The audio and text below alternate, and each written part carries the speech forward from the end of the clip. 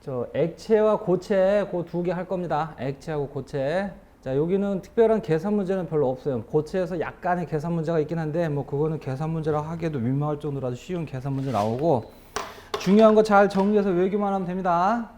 자, 일단 저 21페이지 고체부터 할게요. 고체.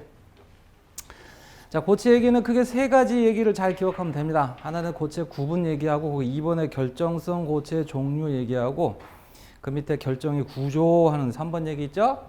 그 3번 얘기가 제일 중요해요. 수능에도 막 나오는 거야. 매년 수능이 하나씩 나온대요. 학교 내시는 절대로 피할 수 없고요. 결정의 구조 얘기는 꼭 등장한다. 1번하고 2번은 시험 범위가 넓으면 안 나올 수도 있다. 이거는. 그렇지? 자, 빠르게 정리합시다. 세상에 고체가 있는데요. 이때 이 고체는요, 크게 둘로 나눈대요. 하나는 결정성 고체하고 하나는 비결정성 고체로 나뉜대요. 비결정의 구별 기준이 뭐냐면은 고체를 구성하는 입자, 뭐 원자도 좋고 이온도 좋고 분자도 좋아요. 그 입자들이 규칙적으로 배열되어 있느냐 불규칙적으로 배열되어 있느냐 그 차이입니다. 외우셔야 됩니다. 결정은 규칙적으로 입자들이 배열되어 있는 거, 이게 시험에 나왔던 그림이에요. 비결정은 고체긴 고체인데 불규칙적으로 배열되어 있는 입자들이 불규칙적으로 배열되어 있는 그런 결정, 비결정. 알았지? 기억하시고. 자, 그래서 나타나는 특징, 현상이 있습니다. 자, 요거 있는데, 요걸 좀 이해하기 위해서는 이 내용을 이해해야 되는데, 이 내용을 이해하려면은, 자, 요거 좀 제가 다르게 조금 그려볼게요. 요렇게 그려갖고서는 좀 이해가 안 될 것 같아가지고, 다른 식으로 좀 설명을 해보겠습니다. 결정은 구성 입자가 규칙적으로 배열되어 있는데, 그래서 규칙적으로 배열되어 있다는 건 뭐라고 생각할 수 있냐면은, 그 결정성에 들어있는 구성 입자 하나를 기준으로 보았을 때 한 입자를 둘러싸는 다른 입자 수를 세어보면 어디든 다 똑같아. 무슨 얘기냐면 요거 하나를 둘러싸고 있는 다른 입자 수는 8개예요. 근데 얘를 둘러싸고 있는 다른 입자 수도 8개예요. 이거 뭘 세보든지 간에 한 입자를 둘러싸는 다른 입자 수가 다 똑같다라고 생각하면 돼요. 알았지? 그게 결정인데, 비결정은요, 이렇게 생각합시다. 이 결정이 있는데요, 이 결정의 구조에서 군데군데 입자들이 몇 개가 빠져나가 있다. 군데군데 입자들이 몇 개가 빠져나가 있는 그런 구조를 하고 있으면, 네, 비결정이다. 예를 들어서 여기가 없어. 여기 이렇게 없어. 여기 이렇게 없어. 여기도 없다고 쳐봐. 이런 식으로 군데군데 빠져나갔어. 이게 비결정이라고 생각하면 된단다. 알았지? 네. 자, 그래서요, 얘는요, 한 입자를 둘러싸는 다른 입자 수가 모두 동일하게, 자, 이 주어진 선생님 지금 그린 그림에서는 8개죠 8개가 둘러싸고 있다면은 이 둘러싸고 입자는 단순히 둘러싸고만 있는 게 아니고요, 인력이 작용하고 있을 거예요. 알았죠? 그런데 얘 하나를 둘러싸는 다른 입자가 8개니까 인력이 8개인데, 여기도 마찬가지로 얘 하나를 둘러싸고 있는 다른 입자 수가 8개면은 인력의 개수가 8개예요. 어디든지 간에. 맞죠? 근데요, 얘는, 자, 요거는 지금 요거 하나를 둘러싸는 다른 입자 수는 8개라서 요 하나에 작용하는 다른 입자 인력의 개수는 8개인데, 자, 이거 같은 경우는 요거 하나를 둘러싼 입자가 하나, 둘, 셋, 넷, 5개네요. 그럼 인력의 숫자가 5개밖에 안 돼요. 맞아요? 자, 그래서 여기 나와 있어요. 이제 교과서에 나와 있는 건데, 입자 간 인력, 결합력의 크기가 어디든지 간에 모두 동일합니다. 얘는. 근데 요놈 자식은 위치에 따라서 그 결합력의 크기가 다르다는 거예요. 알았지? 그래서요, 녹는 점이, 자, 이제 요거 문제 나오면 요거 보통 같이 나옵니다. 녹는 점이, 자, 이거 녹이려고 가열을 할 거예요. 이거 녹이려고 가열을 할 거예요. 자, 그런데 얘는요, 가열을 하면은 말이죠, 그때도 얘기했지만 녹는다는 거는 구성 입자를 분리시키는 거예요. 분리. 알았지? 그럼 분리시키려면은 요 구성 입자 간의 인력을 끊어야 돼. 근데 얘는 8개 인력이 작용하고 있기 때문에 8개 인력을 끊어야 되고, 얘는 5개 인력이 작용하니까 5개만 끊으면 되잖아요. 맞아? 그러면은 얘는 열을 조금만 가해도 끊어져요. 즉 낮은 온도에서 끊어져요. 여기는 낮은 온도에서 녹는다는 거야. 이거는 높은 온도까지 가야 돼. 알았지? 그래서 어쩌라고요? 그래서요, 비결정을 말이죠. 이거를 녹이겠다고 가르잖아? 부분 군데군데가 녹아요. 이걸 유식한 말로 부분용융이라 그래. 파셜 멜팅 그래요, 이게. 알았지? 이에 비해서 결정은 그런 거 없어요. 결정은요, 가열하면요, 부분용융이 일어나지 않아요. 꾹 참고 있다가 전체가 다 동시에 싹 녹기 시작해. 왜? 인력의 수가 똑같으니까. 알았죠? 근데 이거는 부분용융이 일어나요. 군데군데 녹는 데가 생겨. 그래서 이거 녹은 다음에 그 다음에 한참 더 열이 가해서 온도가 높아지면 이런 데가 녹아요. 그래서 이놈 자식은 녹는 온도가 일정하지가 않아요. 저기 낮은 온도에서 녹는 것도 있고 높은 온도에서 녹는 것도 있고 녹는 온도가 일정하게 유지되지가 않아요. 이런 것 같은 경우는 우리가 흔히 알고 있는 녹는전 그래프 이렇게 그려지게 되어 있는데 이해 간 거야? 네, 그거 잘 기억해 두세요. 오케이. 자, 그 다음에 종류. 이 결정성 고체의 종류는요, 이온 결정, 분자 결정, 원자 결정, 금속 결정이라는 게 있대요. 요거는 그 2번에 내려가서 자세히 논할 겁니다. 근데 요거는요, 요거 알아두세요. 유리. 요거 비결정 나오면 유리가 자주 나옵니다. 유리. 그 다음에 암석. 여러분들, 요거 두 개는 외우세요. 그랬죠? 참고적으로요, 이 비결정이라고 하는 이 고체를요, 과학자에 따라서는 액체로 보는 과학자도 있어요. 액체로. 이게 비결정이 고체와 액체 중간, 네, 경계에 놓여 있는 애예요. 알았지? 유리가요, 저기 유리창 있죠, 유리. 시간이 지나면 아래쪽이 두꺼워진대요. 좀 극단적으로 그렸어요. 이유는요, 유리가 흘러내린대요, 이게 서서히. 알았지? 어째서 그럴 수 있습니까? 여러분들 아스팔트 흘러내리는 거 못 봤죠? 이 아스팔트, 이것도 비결정이. 저도 못 봤어요, 흘러내리는 거. 근데 흘러내린 결과를 본 적 있어요. 여기 언덕길에 있는 아스팔트가요, 한 여름에 보면은요, 여기 아래쪽에 이렇게 구겨져 있는 경우가, 울퉁불퉁 구겨져 있는 경우가 있어요. 처음부터 아스팔트 이렇게 만들 수는 없어요, 아예 만드는 것 자체가. 왜 이런 일이 벌어졌는지 알아요? 아스팔트 새카맣죠? 한 여름에 햇빛을 받으면, 열을 굉장히 많이 흡수하겠죠. 막 70도, 80도까지 올라간대. 근데 얘가요, 비결정이라 이 온도가 높아지면 이렇게 결합력이 약한 곳이 군데군데 끊어져요. 그러면 액체처럼 변해서 유동성이 생겨갖고 서서히 흐르는 거예요. 이게. 그래서 아래쪽으로 흘러내려요. 알았지? 유리가 그런 거예요. 열을 받아갖고 끊어지는 부분이 있고요. 서서히 흘러내려요. 여러분들 저 판 구조론 배웠죠? 판, 암석이잖아요. 돌멩이잖아요. 그게 대류한다며요. 움직인다며. 왜인지 알아? 비결정이라서 그래요. 그래서 지구 중심에서 올라오는 그 열에 의해서 군데군데 녹아요. 그래서 서서히 이렇게 움직일 수 있는 거야.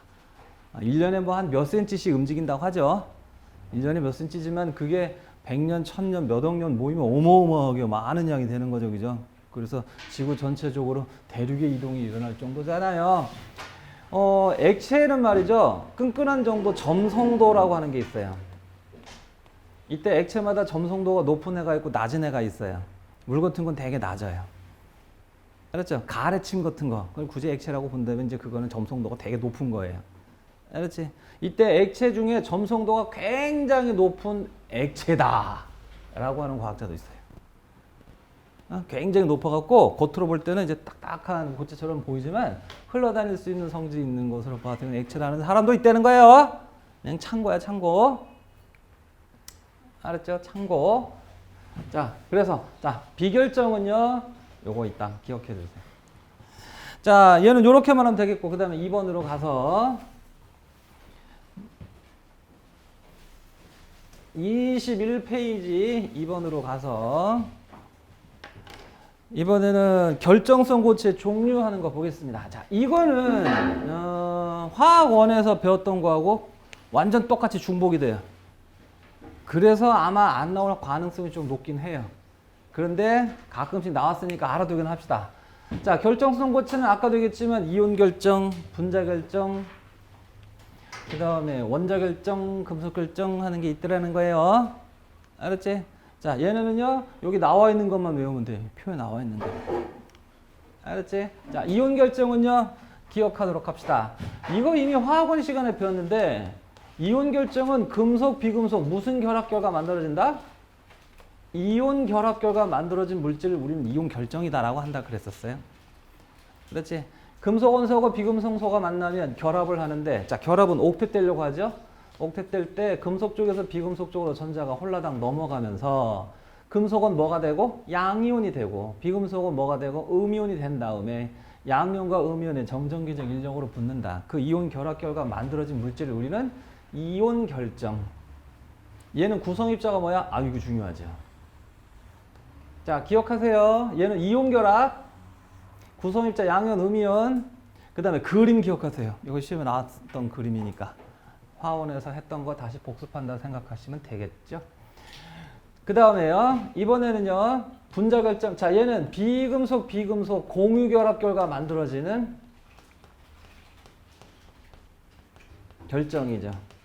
자, 이때 공유 결합 결과 만들어지는 결정 중에 분자 결정이 있는데, 자, 분자 결정은요. 구성입자가 분자.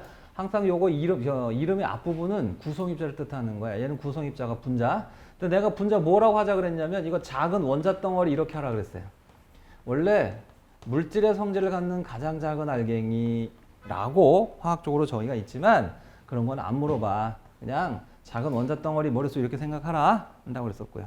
자, 얘하고 달라요. 지금 얘가 구성입자예요. 아, 분자라고 하는 작은 원자 덩어리를 구성입자로 갖는 그런 결정도 있다. 그러니까 이온인 놈, 양이온, 음이온 놈도 있고 분자인 놈도 있다. 근데 이거 왜 비금속 만나면 작은 원자 덩어리를 만든가? 지난번에 화학원에서 했었지만, 이 공유 결합은 홀전자가 공유 전자 쌍으로 바뀌는 거였어요. 그렇지? 두 비금속 원자의 홀전자가 공유 전자 쌍이 되고, 공유 전자 쌍이 음전기가 양쪽 원자를 잡아당겨 들러붙게 하고, 그래서 홀전자 숫자가 공유 전자 쌍 수하고 똑같고, 알았죠? 근데 홀전자는 아무리 많아야 결합할 때 탄소는 4개, 14족이 홀전자가 제일 많아. 그러면 탄소는 최대로 공유 결합을 몇 번밖에 못한다? 4번밖에 못한다. 즉 4개의 원자가 붙을 수 있다. 자, 이때 요거 4개 원자만 붙다 보면, 예를 들어서 이게 수소가 붙었다고 칩시다. 이게 붙고 난 다음에는요, 또 다른 수소나 또 다른 탄소가 여기 붙을 수가 없어요. 왜 그래? 이놈 새끼는요, 자신이 갖고 있는 홀전자 다 써버렸거든. 그래서 얘가 나 좀 붙여줘 그런다고 붙을 수가 없어요 하는 거고요. 얘도 마찬가지. 나 좀 붙여줘 그럼 못 붙는 거고요. 그럼 여기 수소에 가서 붙으면 되는 거 아니겠습니까? 수소는 1족이라서 홀전자가 하나니까 얘도 더 이상 결합 못하죠. 여기 결합하면 다 썼으니까. 그래서 이렇게 작은 원자 덩어리 만드는 거예요. 그럼 얘는 어떻게 해요? 어떻게 하긴 너는 우리끼리 붙자. 그래서 이렇게 작은 원자 덩어리가 만들어져. 과학자들은 이 작은 원자 덩어리 뭐라고 불렀다? 분자라고 붙었다 하는 거예요. 왜 이런 분자라고 하는 원자 덩어리를 만드는다? 홀전자 수만큼만 결합하기 때문에 그렇다. 잠깐, 뭘 그런 걸 묻는 건 아니고, 그냥 공유 결합 결과 분자를, 작은 원자 덩어리를 구성입자라는 결정이 있어. 그것만 알면 돼. 하나 더 알아야 한다면, 자, 이건 공유 결합으로 만들어진 거라는 거야. 그런데 이때 주의할 게 있어요. 요 분자는요, 이 분자 내부에 원자 사이에서는 공유 결합이지만, 분자하고 분자 사이에는, 요 분자하고 분자 사이에는요, 이건 공유 결합 아니죠. 즉 공유 전자쌍에 의한 결합 아니죠. 여기는 뭐였더라? 분자 간 힘이었더라. 알았지? 요런 거나 알아두세요. 알았죠? 왜 분자가 됐어? 공유 결합 결과 분자라고 하는 원자 덩어리를 만들어서 결정을 만드는 애가 있어. 자, 공유 결합 물질인데 분자가 아니는 분자 간 힘이야. 알죠? 오케이. 그런데 공유 결합 결과 만들어지는 물질에는 원자 결정이라는 것도 있어. 원자 결정은 뭔가요? 자, 원자 결정은 구성입자가 원자인데, 아니 똑같은 공유 결합인데 어떤 경우는 작은 원자 덩어리 분자를 만들고 어떤 거는 원자를 만들어. 이거는 어느 경우야? 얘는 14족 원자끼리 붙으면, 14족 원자끼리, 14족도 비금속이잖아요. 14족 비금속 14족끼리 붙어버리면 그때는 구성입자가 원자라고 하는 거예요. 왜 그러냐고? 왜가 뭐 중요한 거겠어. 탄소가요, 홀전자가 4개라서 결합을 4번 하는데, 여기 탄소에 또 다른 탄소가 붙었다고 쳐봐. 이렇게 14족끼리니까 탄소끼리. 그럼 여기 탄소는 결합을 4번에서 더 이상 결합을 못 하지 않니? 맞아? 그런데 아니 이 주변에 있던 이 탄소가 이거 홀전자가 남았어 얘가. 얘는 못하지만 얘는 결합할 수 있으니까 여기 누가 와서 또 붙을 수 있다는 거야 이렇게. 그럼 얘는 결합을 끝냈는데 얘 결합 끝내자마자 또 아직 결합을 할 수 있는 홀전자를 갖고 있는 탄소가 또 있는 거지. 이렇게 하면 무한대로 붙는다 했잖아. 그럼 이 무한대로 되어 있는 이 14족 원자 덩어리에서 얘는 구성입자를 뭘로 보겠다? 아이고 이런 그냥 이걸 원자로 보겠다는 거야. 알았지? 이해 갔는가요? 오케이. 그래서 14족으로 되어 있는 거 다이아몬드, 흑연, 탄소로 되어 있죠. 그죠? 석영 이런 것들 기억해 둬야 되는 거. 알았지? 예외적으로 석영은 Si 뭐더라? O2. 여기는 16족이 끼어 있지만 이건 예외라고 생각하면 돼. 16족이 끼어 있는 원자 결정이다. 요걸 빼놓고는 다 14족 원자. 요거 탄소로만 돼 있고 규소라고 하는 놈은 그냥 규소 원자로만 되어 있죠. 반도체 원료인 규소라고 하는 놈. 이해갔나? 오케이. 자, 그렇게 알아두고 중요한 거 얘는 공유결합이다. 아까도 얘기했지만 공유결합 결과 만들어지는 결정에는 분자결정, 원자결정 두 가지가 있다. 왜 분자결정, 왜 원자결정, 구성입자 그렇게 되느냐는 건 그렇구나 하면 돼. 그런 건 안 물어볼 거니까. 알았지? 네, 분자결정, 원자결정이 있다. 특히 분자결정에는 구성입자간이 분자이기 때문에 구성입자간에는 분자간이 작용한다는 것도 알아두세요. 그림 봐두세요. 분자결정 그림, 원자결정 그림, 요건 다이아몬드 그림이에요. 그렇죠? 그림 갖고 구별할 수 있어야겠고요. 그 다음에 이번에는 금속결정 가겠습니다. 금속결정은 금속 결합 결과가 만들어지는 거. 자, 금속 원자들이 서로 만나면 금속 결합을 하게 돼 있다. 이때 금속은 옥텟되는 방법은 결합은 옥텟되려고 하는 거라 그랬지. 옥텟되는 방법은 양이온되는 거다. 그런 데서 양이온. 그럼 얘가 양이온되려면 전자를 버려야 되는데 얘도 버린단 말이야. 이때 얘들이 버린 전자는 누구도 못 가져가지, 그지? 그래서 자유로워졌다. 그래서 자유전자. 구성입자 양이온과 자유전자. 알았죠? 네. 그림 잘 봐두세요. 얘하고 자꾸 비교해서 문제 나올 수 있어요. 여기도 양이온이 있는데 얘는 등치가 큰 음이온. 음이온은 등치가 커지죠. 전자가 들어와서 음이온되고 전자가 들어와서 음이온될 때 전자 간의 반발력으로 크기가 커지죠. 그래서 보통 크게 그리는데 양이온요. 여기 양이온 있고요. 여기 이거는 자유전자는 등치가 안 크지, 그지? 그래서 코딱지만 이렇게 그려요. 됐냐? 요거 구별하세요. 이게 금속결정 그림이고요. 됐지? 자, 그 다음에요. 이제 또 자주 물어보는 거. 특징 기억합시다. 이온 결정은 단단하지만, 알죠? 부스러진다. 힘을 가하면. 왜 그래요? 자, 누가 그걸 망치로 팡 쳐가지고 아래층이 밀려갔다고 칩시다. 이렇게. 아래층이 밀려갔어요. 처음에는 양이온, 음이온, 양이온이 서로 마주보고 인력이 작용하고 있었으나, 빵 때리는 바람에 아래층이 한 칸 밀려가면 양이온, 음이온이 마주보게 되면서 반발력이 작용했고 툭 떨어나간다. 부스러진다. 라고 한다 그랬었어요. 이에 비해서요. 금속결정은 어떻더라? 금속결정은 힘을 가하면 늘어나거나, 이게 늘어나는 성질이죠. 길게 펴지는 전성. 알았지? 펴지는 성질이 있다. 그거 왜 그런다 그랬어요? 여기 지금 금속결정이 있는데 자유전자가 빨빨거리고 돌아다니고 있는데 이때 자유전자가 막 돌아다니면서 이 양이온 사이에다가 음전기층을 만들어준다 그랬죠. 자유전자가 이게 이 전자가 그러니까 물질 속에 들어있는 이 전자가 얼마나 속도로 달려간다 그러냐면 빛의 속도에 거의 100분의 1에 해당하는 속도로 막 달려간다고 그러죠.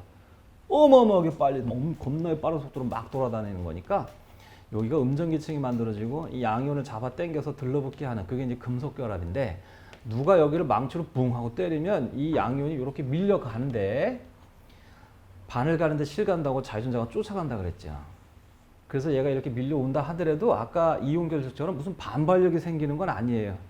자유전자가 쫓아가서 그대로 묶어주기 때문에 얘가 위치가 변해도 그 자리에 그냥 가만히 있는다. 그러면서 무슨 일이 벌어지냐면 늘어난다, 길이가. 알았지? 그래서 늘어나고 펴지는 성질이 있고요. 그 다음에 이 자유전자는 반짝반짝 광택, 빛을 내는 성질의 원인이다. 자유전자가 빛을 반사하는 능력이 굉장히 뛰어나다고 하죠. 그래서 광택이 있고요. 그 다음에 전기 잘 통하고 열도 잘 통한다. 이 자유전자가. 알았죠? 오케이. 전기를 잘 통하는 이유는 조금 이따 얘기할 거고요. 열을 잘 통하는 이유는 여기다 열을 가하면 여기 금방 뜨거워져. 이유는 움직일 수 있는 자유전자가 열을 실어다 나르는 거죠. 운반해 주니까. 알았지? 이렇게 물질 내부에 열을 운반해 줄 수 있는 입자를 가지고 올 수 있는, 움직일 수 있는 입자가 있다면 열은 잘 전달되는 거야. 근데 이제 얘는 자유전자가 있어서 그렇다. 이거 몽땅 다 누구 때문이라고 한다 그랬어? 적어주세요. 싹 다 자유전자 때문에 나타나는 성질이고, 그래서 어떤 금속이든 자유전자를 가지고 있기 때문에 어떤 금속이든 이런 성질이 나타나요 하는 거고, 참고 일반적으로 은백색 광택이지, 구리 같은 경우는 구리색, 똥색이죠. 붉은색인가? 네. 그 다음에 보통 붉은색이라 그러죠, 그죠? 금은 금색, 금색이 금색이죠. 은은 은색, 은은 은색이죠. 네. 약간 은백색은 아닌 그런 색깔이 나타날 수도 있다는 얘기입니다. 자, 그래서 어쨌든 간에 이런 특징 나타난다 알아두고요. 그 다음에 요거 분자 결정은요, 어떤 특징을 갖고 있습니까 하는 거 잘 봐요. 얘는 녹는 점 끓는 점 되게 낮아요. 녹는 점 끓는 점. 자, 그때도 얘기했지만 녹는다 끓는다는 뭐 하는 거냐면 구성입자를 분리 해체시키는 거고, 얘는 구성입자가 분자야, 원자가 아니라. 그래서 여기 분자가 아니면 여기를 빵 끊는 게 녹는다 끓는다다 한다 그랬어요. 분자가 아니면 끊는 게 녹는다 끓는다다 한다 그랬었어요. 여기를 끊는 게 녹는다 끓는다가 아니라 여기를 끊는 거다. 여기를 끊는 거면 이거 공유결합 깨야 되는 거라서 되게 녹는 끓는 높지만 여기를 깨는 게 아니라 여기를 깨는 거고, 분자가 아니면 약하기 때문에 녹는 끓는 낮다. 그래서 이 분자 결정에는 승화하는 놈도 있는 거다. 이 분자간임이 너무 약해가지고서 액체를 유지할 능력이 없다 그랬어요. 승화성 물질은 싹 다 분자 결정의 일종이야. 이온 결정이나 금속 결정이나 원자 결정에는 승화성 물질 없어요. 드라이아이스나 요오드라고 하는 거 있죠. 아이오딘. 그렇지? 다 분자성 물질이다. 이런 거 간단히 외우면 되겠고요. 이에 비해서 원자 결정은요, 아따 대박 높아요. 왜 그래? 얘는 구성입자가 원자고 여길 끊는 게 녹는다 끓는다거든. 그럼 요걸 빵 끊어버리려면 어떻게 해야 되느냐? 공유결합을 깨야 되는데 공유결합이 결합 중에서 제일 센 결합이잖아. 됐지? 네. 그 다음에 얘는 이런 구조를 그물구조라고 한다. 기억하시고요. 그럼 그날 외우면 되겠고.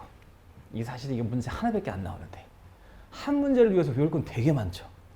그나마 다행인 건 화학원에서 어느 정도 배웠기 때문에 다시 이제 금방 이제 떠올릴 수는 있죠. 그 다음에 이건 뭐 말해 뭐래 어마어마하게 중요한 전기 전도성. 알지? 자, 전기 전도성은 세상에 물질 중에 전기를 통하는 물질이 있다. 그럼 이제 누가 전기를 통하는지 안 통하는지 그걸 판단해 보자 한다는 거고요. 요거를 머릿속에 집어넣으면 쉽게 기억할 수 있다는 그랬죠. 전류는 물리 시간에 뭐라고 배웠냐면 전하의 흐름이라고 배웠는데, 그렇게 해갖고서는 전류의 의미가 잘 파악이 안 되니까 전기 띤 입자의 흐름이다 이렇게 생각을 하자 그랬죠. 그래서 어떤 물질이 전기를 통하느냐 안 통하느냐 판단하는 방법은 첫 번째, 흘러다닐 수 있는 전기 띤 입자를 가지고 있느냐 없느냐 그걸 보면은 판단할 수 있다 그랬지. 흘러다닐 수 있는 전기 띤 입자라, 물질 내부에 들어있는 입자 중에 그래서 이게 중요하다 그랬지. 물질 내부에 들어있는 구성 입자 중에 흐를 수 있는 전기 띤 입자는 뭐밖에 없어? 자유전자와 이온밖에 없어. 다시 얘기해서 전기를 통하게 하는 입자는 요 두 개야. 알겠죠? 그래서 자유전자를 가지고 있는 금속은 고체 상태든 액체 상태든 여기 액체 상태든 열을 받아 녹은 용융액이라 그랬다. 알겠지? 자유전자가 있을 거니까 전기를 통하는 거다 한다고 했었고요. 그래서 여기 원자 결정의 원자는 전기 띤 입자, 전기를 통하게 할 수 있는 입자가 아니기 때문에 구성 입자를 원자라고 하는 원자 결정 얘네들은 알았죠? 전기를 안 통하는 거다. 단 요건 예외라 그랬죠. 흑연은 구성입자가 원자인데 왜 전기를 통합니까? 예외적으로 제가 전기를 통하는 이유는 뭐 또 그것도 뭐 시험 문제에 썼고 왜 그러느냐 이유를 묻는 건 아니지만 간단하게 얘기하면 얘는 홀전자가 4개라 결합을 4번 할 수 있는데 이때 이 탄소가 결합을 몇 번밖에 안 했냐면 3번밖에 안 했다 그랬죠. 그래서 이게 3번 결합하면은 얘가 평면 삼각형 꼭지점상에 놓이고 그 평면 삼각형 꼭지점상에 놓여 있는 탄소들을 쭉 연결해 보면 이렇게 육각별이 나와요. 이게 평면 삼각형 있죠? 모든 탄소 원자들이 평면 삼각형 꼭지점상에 놓이면 육각별 꼭지점상에 놓여서 벌집 모양으로 지금 배열되어 있는 거야.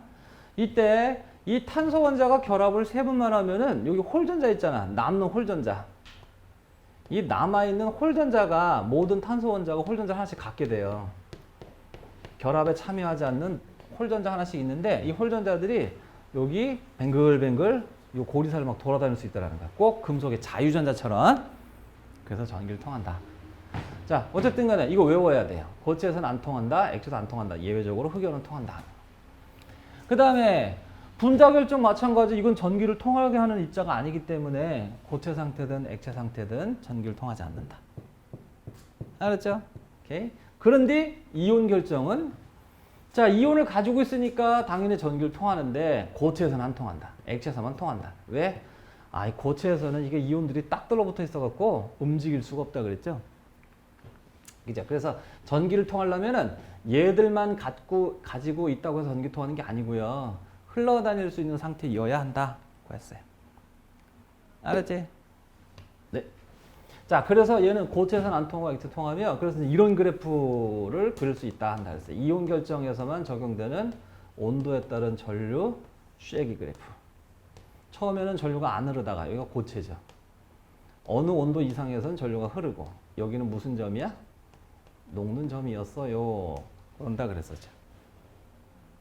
알았지? 네. 이 정도 외워두면 되겠고요. 그 다음에 하나 더. 아니 이게 분자결정이지 원자결정이는 어떻게 구별합니까? 분자결정, 원자결정 둘 다 전기 안 통하는데 구별하는 방법은요. 둘 다 고체, 액체 전기 안 통하는데 그게 둘 다 전기 안 통하는 거야. 둘 다 전기 안 통하는데 녹는 점, 끓는 점이 낮으면 뭐라? 분자결정. 둘 다 전기 안 통하는데 녹는 점, 끓는 높으면 원자결정이다 한다. 알았지? 그래요. 요거는 달달달 기억하시고요. 요번에 여러분들 중간고사 시험 범위가 아마 책 반 권이 돼야 되기 때문에 요게 시험 문제 나올까 안 나올까? 제가 보기에는 나올 확률이 좀 낮아요. 알지? 그래도 혹시 모르니까 잘 정리해서 알아둡시다. 자, 이제부터 중요한 얘기 할 거예요. 이거는 뭐 꼭 등장한. 자, 결정의 구조 갑시다. 결정의 구조 이거 뭐 얘기하는 거냐면요. 아까도 얘기했지만 결정은 고체인데 규칙적으로 입자들이 배열되어 있는 고체이고 이때 이 결정 구조는 뭐 얘기하는 거냐면은 그 결정 내부의 입자들이 규칙적으로 배열되어 있는데 그 규칙성이 있어요. 규칙성. 모든 결정이 다 똑같은 규칙성을 갖는 게 아니에요. 알죠? 그 규칙성이 있고요. 그런 규칙성은 어떤 규칙성을 갖고 있겠느냐 하는 걸 배우겠다는 거이고 참고적으로 이 규칙성은 원래 이 세상의 결정의 규칙성은 14가지가 있어요. 14가지가. 근데 우리가 그 14가지를 다 배울 수는 없고요. 3가지만 배울 거예요. 알았죠? 지금부터 그 규칙성을 배우는 거고 자, 이때 이 규칙성을 지금부터 설명할 때 뭐 교과서뿐만 아니라 시험에 나올 때도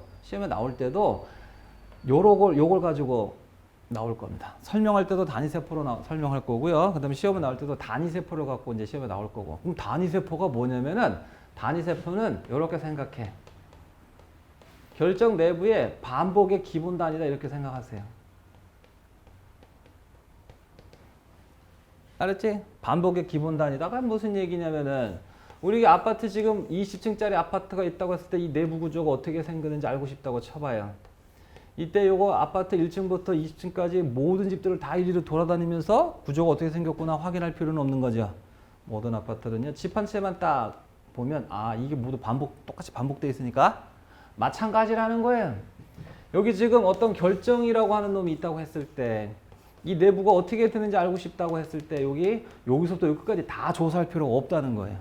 규칙적으로 배열되어 있기 때문에 반복의 기본 단위가 있다라는 거예요.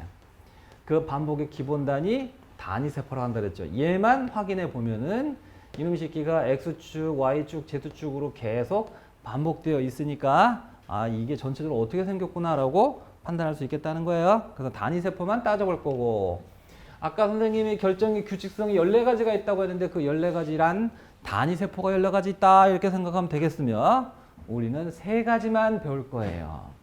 다음 페이지. 아이고 중요해. 그러나 별로 어렵지도 않아. 여기서 약간의 계산 문제가 등장하고요.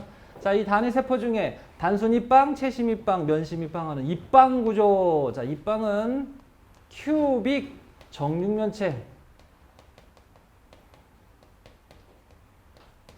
알았지? 정육면체를 상상하라. 잘 들어. 이 단순입방 구조는 말이죠. 이 정육면체상에 꼭지점상의 입자들이 배열되어 있는 그런 형상으로 되어 있더라. 실제로 무슨 정육면체가 있는 건 아닌데 정육면체 꼭지점상의 입자들이 배열되어 있는 구조다. 됐냐? 에? 잠깐. 여기 봐. 이거 원자핵. 이건 원자핵. 알았지? 이건 실제 원자. 알았는가요? 그래서 뭐 어쩌라고요? 누구누구가 접하고 있는지 잘 유심히 보셔야 됩니다. 자, 이 그림 기억하는데 단순히 정육면체 꼭지점상에 있어요. 거기서 끝내지 말고요. 누구누구가 접하고 있는지 보세요. 누구누구 접하고 있는지 이렇게 접하고 있어요. 꼭지점에 있는 입자가요. 얘하고 얘하고 얘하고 즉 얘하고 얘하고 이렇게 3개가 이렇게 접하고 있어요. 물론 얘는 이렇게 접하고 있겠죠. 이해 간 거야? 네, 알아두시고요. 그 다음에 채심입방은요. 이렇게 합시다. 단순입방에 플러스 알파 뭐가 추가됐다고요? 알았지? 단순입방에다 뭘 추가했다고요? 뭘 추가해? 여기 봐! 입체, 중심, 채심. 입체, 중심, 정육면체 정중앙에 여기 입체 중심에 하나가 딱 들어가 있어요. 됐냐? 잠깐 아직 안 끝났어. 근데요 여기서요 얘가 안에 이게 쓱 들어가면서 이게 쓱 안으로 들어가면서 요 입자들이 약간 밖으로 밀려나 있어. 꼭지점 입자들이 밖으로 밀려나 있어 갖고 이거 봐 얘 안 접해. 이거 떨어져 있어 지금 이거. 아까는 이게 붙어 있었는데 이거 떨어져 있어 지금 얘는. 이해 간겨? 알았지? 주의하도록 하시고요. 그 다음에 면심입방 이렇게 해요. 아 여기 단순입방에서 플러스 알파 하세요. 얘는요 역시 단순입방 구조 정육면체 꼭지점상에 입자에 놓였는데 어이 면심 면의 중심 알았지? 정육면체니까 면이 6개 있죠. 면 중앙에 입자들이 하나씩 모두 6개가 면 중앙에 놓여 있어요. 됐냐? 그 다음에 여기 꼭지점에 있는 입자들이요 안 접해요. 왜? 얘가 들어오면서 밀려났어요 밖으로. 알았지? 자 잠깐. 근데 면심입방 구조는 어떻게 접하는 거고 채심입방은 어떻게 접하는가 이걸 봐야 돼. 채심입방 구조는 요렇게 접해요. 오. 요 정중앙에 있는 입자가요 여기 8개 단위세포 꼭지점 8개 있는 입자하고 접하고 있어요. 됐냐? 그 다음에 얘는요 이렇게 접해요. 이렇게 면 중앙에 있는 입자가 평면 사각형 꼭지점 상에 있는 입자하고 접하고 있어요. 여기도 마찬가지예요. 알았지? 됐냐? 그 그림 잘 기억해 줘야 되겠고. 자 이제 여기서 만약에 문제가 나온다면 맨날 이거 나와요. 맨날 이거 나와요. 이거 2개. 단위세포 속 입자수, 알짜 입자수. 단위세포 속 입자수, 알짜 입자수는요. 거기 맨 위에 올라가면은 단위세포 속 입자수하고 나와 있고요. 이건 선생님이 그냥 지어낸 말이야. 화학에서는 이런 말 없어. 이렇게 나올 거야. 단위세포 속 입자수. 단위세포 속 입자수는 쉽게 알짜 입자수. 알짜 입자수가 뭐야? 이렇게 생각해. 여기 봐라. 이 꼭지점에 있는 입자는 이 단위세포에 완전히 다 포함되어 있는 게 아니라 에이 잘 들어. 꼭지점에 있는 입자는 이 단위세포에 몇 분의 몇 포함되어 있게? 단위세포를요 이쪽에도 단위세포가 있을 거 아니에요. 3차원적으로 계속 반복하면 되는 거니까. 그럼 이쪽에도 단위세포가 있겠죠? 이쪽에도 단위세포가 있을 거예요. 맞는겨? 그런데요, 이 아래층만 있는 게 아니고 위층에도 또 있겠죠. 위층에도. 그러면 이 꼭지점 하나를요, 몇 개의 단위세포가 공유하고 있게? 8개. 그러므로 외워. 이 단위 세포에만 몇 분의 몇이 포함되어 있다? 8분의 1. 알았어? 이거 계산 문제 뭐 나오냐고 이런 거 나와. 그럼 이렇게 하자. 여기 꼭지점에서 8분의 1을 떼내라. 여기 8분의 1, 8분의 1, 8분의 1, 8분의 1을 떼가지고 합치면 온전한 입자가 몇 개가 만들어질까요? 라는 거야. 신이 알았니? 예. 이걸 계산하는 거야. 외울 수 있으면 외우세요. 그렇지? 근데 보통 이거 외워서 푸는 친구들 없더라고. 요거 하나 기억해뒀다가 계산하면 되는 거지 뭐 이거. 됐냐? 그럼 얘는 어떻게 될까요? 여기 몇 분의 1 포함이라고? 8분의 1? 그럼 8분의 1짜리 8개니까 일단 하나가 들어가는데 여기 봐. 완전히 하나가 포함되어 있지. 그럼 몇 개 포함되어 있다? 2개. 알자 입자수, 단위 세포수 입자수 2개. 됐냐? 그 다음 이건 8분의 1짜리 8개 기본이야. 아까도 얘기했지만 단순히 빵에다 플러스 알파를 했기 때문이야. 근데 야, 얘 몇 분의 1이야? 이거 외워야지. 면 중앙에 있는 거 몇 분의 1이다? 2분의 1. 2분의 1. 왜? 반은 안에 들어와 있고 반은 바깥으로 나가 있거든. 근데 2분의 1짜리가 몇 개 있어요? 6개 있어요. 그럼 모두 됐지? 그래서 1, 2, 4야. 알았지? 하나 더 이제 배위수. 자, 배위수는 앞 페이지 맨 아래 보면 배위수가 뭐냐 하고서 배위수의 의미가 나와 있어요. 근데 배위수는 뭐라고 돼 있냐면은 한 입자를 가장 가까운 거리에서 둘러싸는 됐어. 이런 건 안 물어볼 거니까 개념만 이해하면 돼. 한 입자를 가장 가까운 거리에서 둘러싸는 됐고 뭐라고 기억해? 한 입자와 접하고 있는 다른 원자수, 다른 입자수 이렇게 생각해. 접하고 있는 거, 붙어 있는 거. 그래서 내가 아까 누구누구가 접하고 있느냐가 중요하다고 했던 거야. 어디 봅시다. 요거 하나를 둘러싸는 다른 입자는 몇 개인가요? 가만히 있어봐. 내가 아까 요렇게 접한다고 했어요. 그럼 이놈 자식은 이렇게 접하고 있겠죠? 그러면 얘하고 접하고 있는 거 하나, 둘, 세 개. 아니. 어떻게 해야 돼요? 단위 세포를 이렇게도 확장하세요. 뒤에도 있을 거 아니에요? 그죠? 그러면 얘는 여기 단위 세포에서 얘하고 접하고 있고 얘하고도 접하고 있을 거예요. 맞죠? 그 다음에 단위 세포를 위로 한번 가볼까요? 근데 얘는 얘하고 접하고 있을 거 아니에요. 왜? 얘가 이렇게 접하고 있을 거니까요. 그럼 얘 하나를 둘러싸는 다른 입자 몇 개일까요? 6개라는 거예요. 6개. 됐지? 그 밑에다 그림 다시 붙여놨어. 단식방 구조에서 6개가 둘러싸고 있어요. 알았지? 네, 이건 이해만 하면 그냥. 그 다음에 최심입방 구조에서는요. 자, 요거하고 아까 이렇게 접한다 했어요. 물론 요렇게도 접해요. 즉 얘 하나를 여기 8개의 꼭지점 입자들이 딱 붙어 있다고요. 그럼 몇 베이스? 8베이스 되는 겁니다. 됐냐? 근데요. 이제 시험 문제 이런 거 물어봅니다.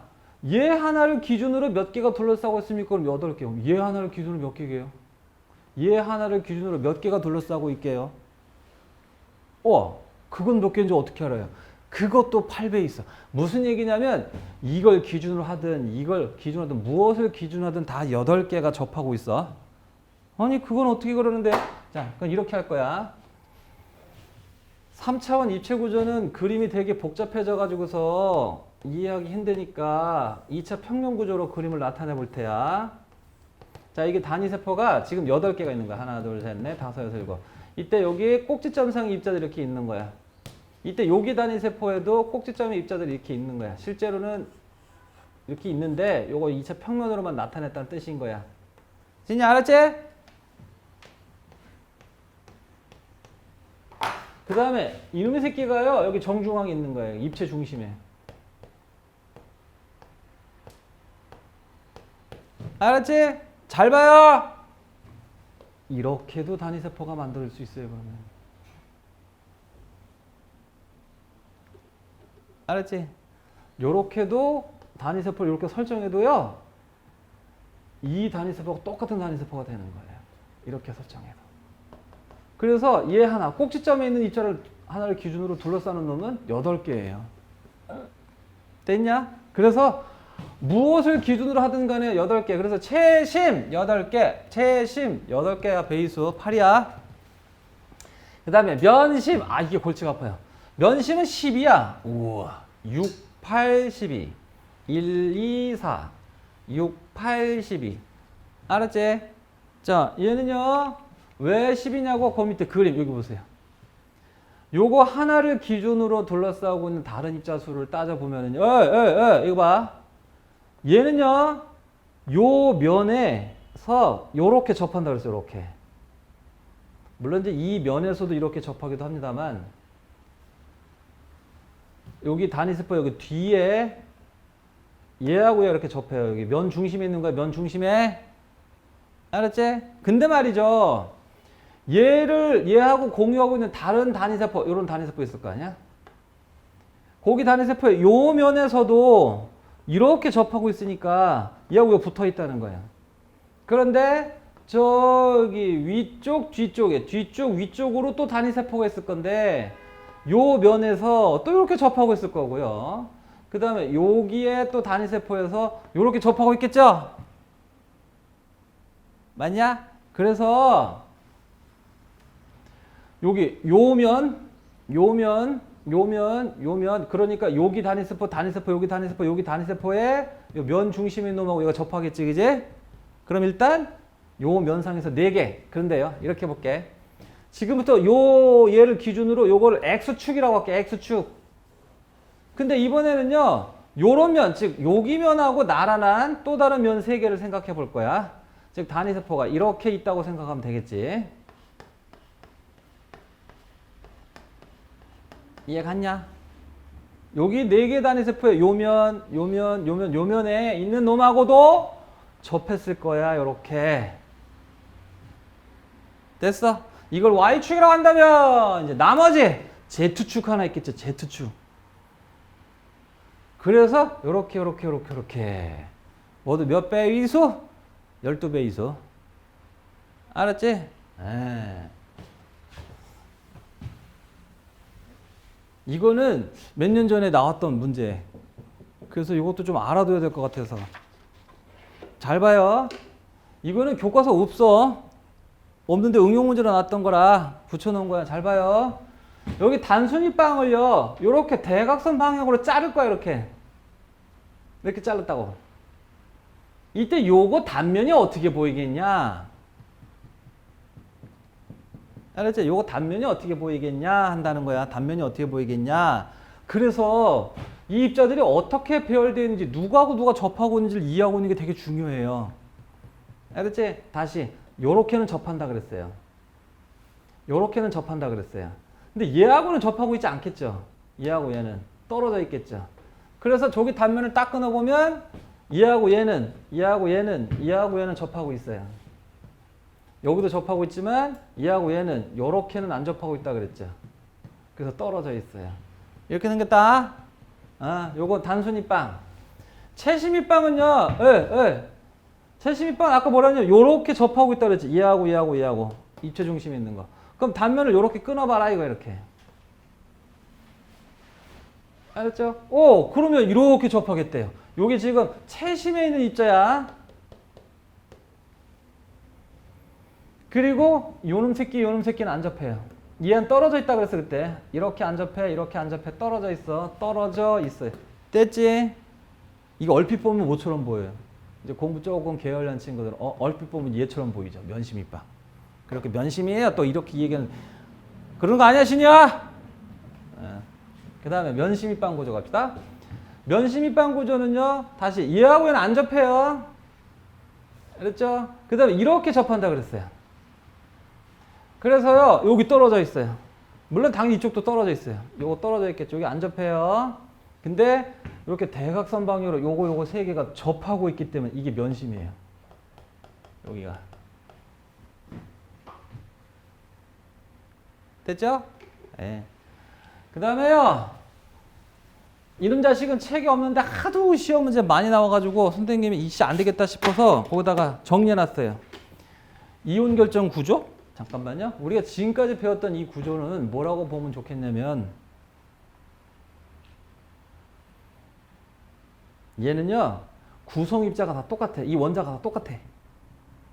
똑같은 원자를 갖고 있는 결정은 금속. 물론 원자 결정도 있겠지만 이건 금속 결정이었다고 생각하면 돼. 금속. 모든 원자가 다 똑같다.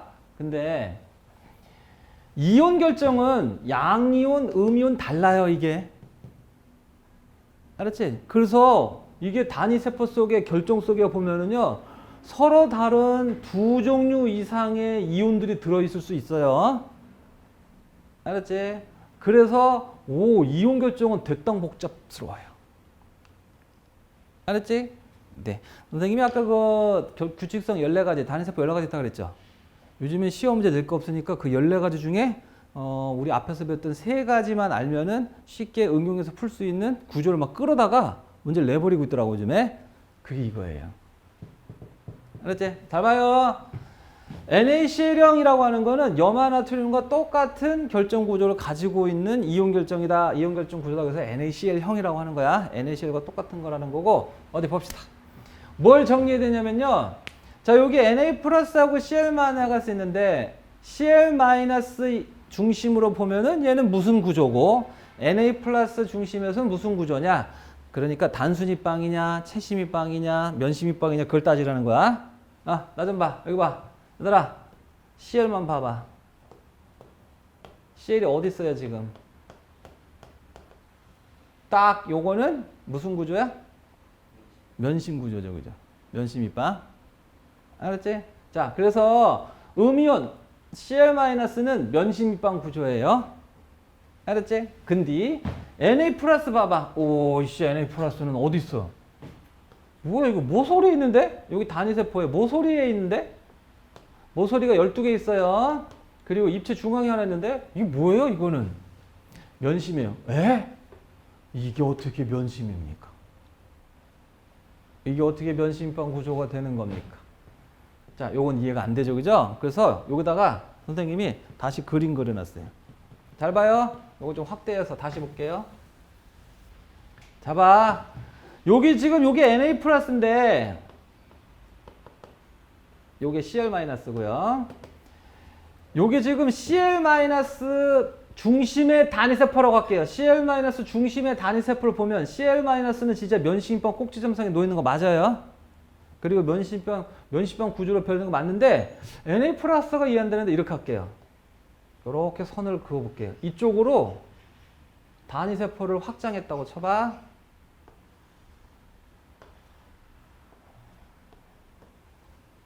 Na 플러스, 이것도 Na 플러스예요.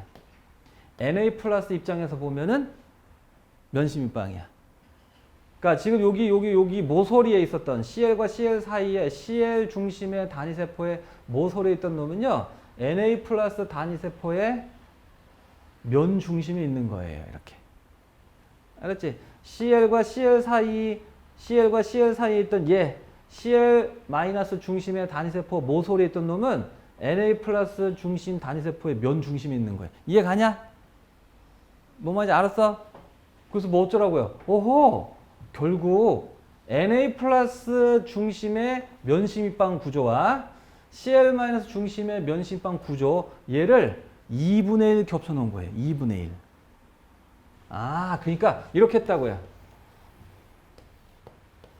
이게 Cl 마이너스라고 한다면 Na 플러스는 단위세포 이렇게 생긴 거예요. 2분의 1씩 이렇게 딱 오버랩 되어 있는 거예요. 이렇게.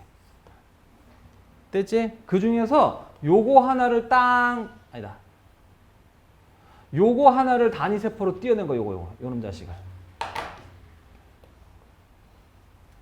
그래서요, Cl 마이너스 입장에서는 딱 면심입방 보이지만 Na 플러스에서는 요게 Na 플러스, 요게 Na 플러스. 그러니까 요쪽에 Na 플러스 단위세포, 이쪽에 Na 단위세포에 반씩 갖다 붙여놓은 거야. 그래서 2분의 1 오버랩, 2분의 1 겹쳐놨다. 그죠? 선생님 거기다 적어놨죠? 2분의 1 겹쳐있어요, 이게. 구조를 이해하고 있어야 됩니다, 먼저.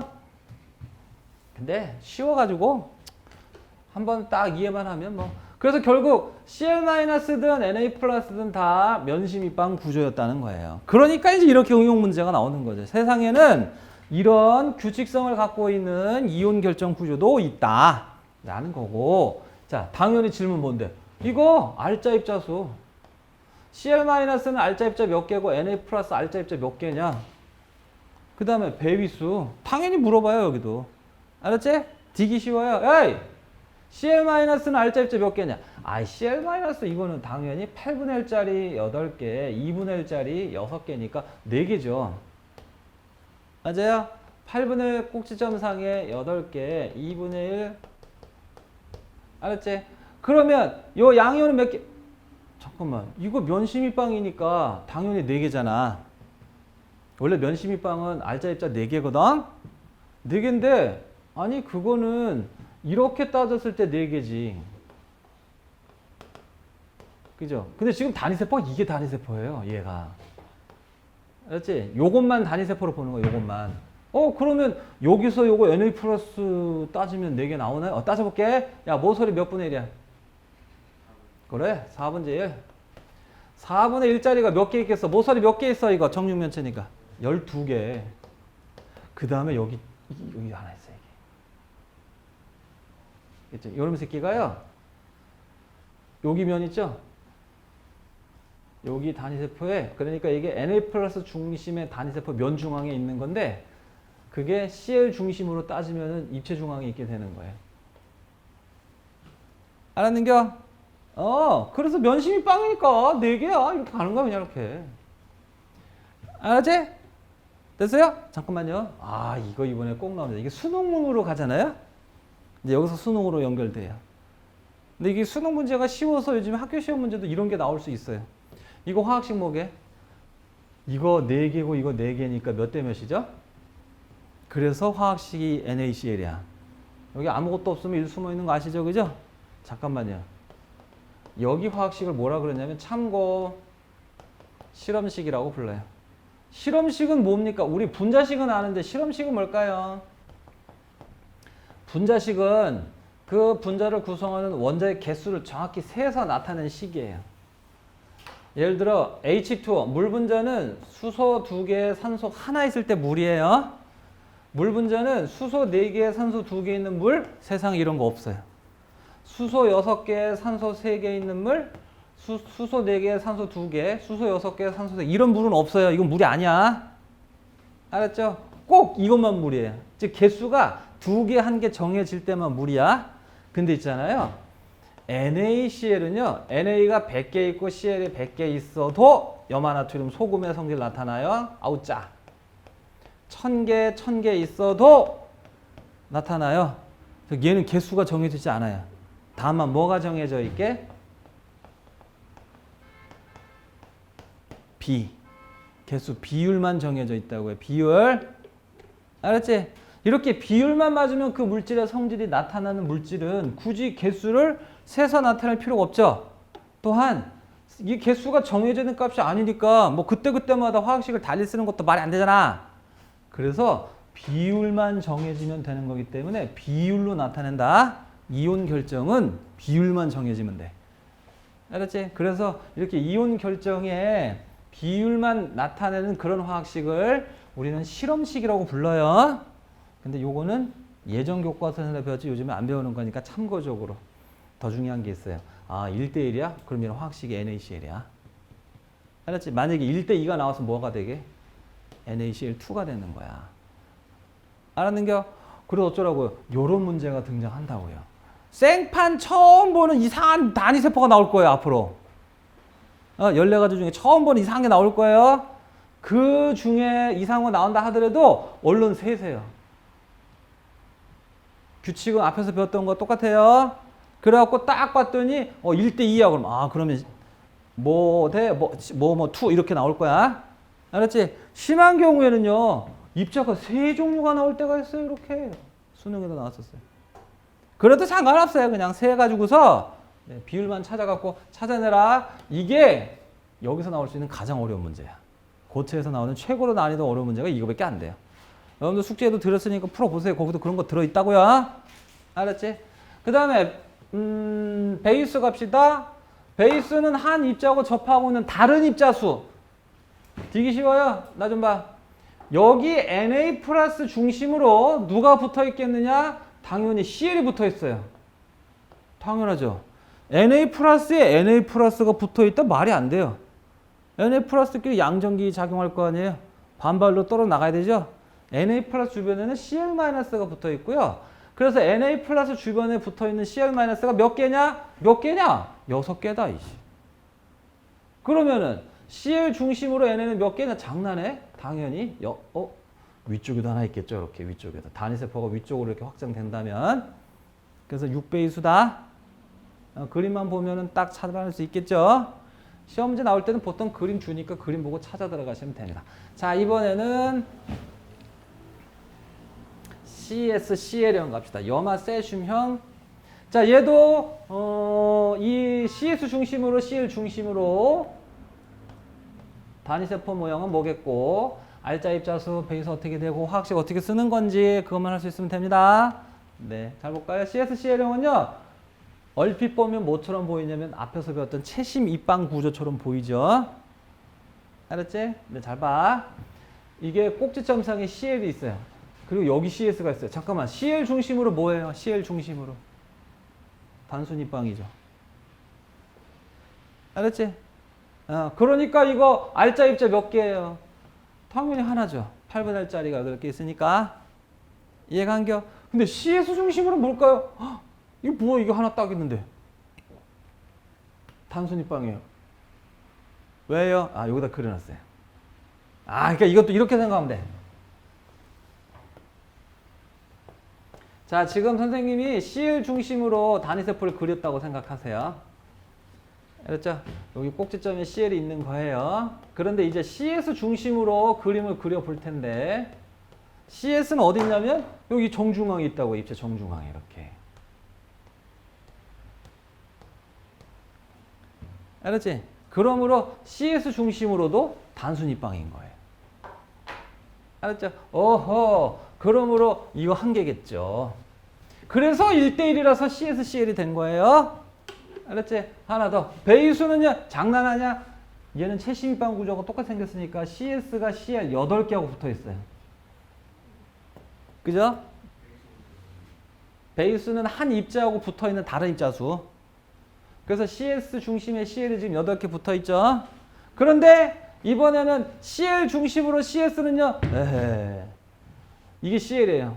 얘 중심으로 CS 8개 붙어 있죠. 맞는겨? 그래서 이거는 8배의수가 된다는. 보통 이거 그림 나올 거니까 그림 보고 하시면 됩니다. 알았는가요? 네. 자, 이렇게 하면 고체 얘기 끝! 쉬는 시간?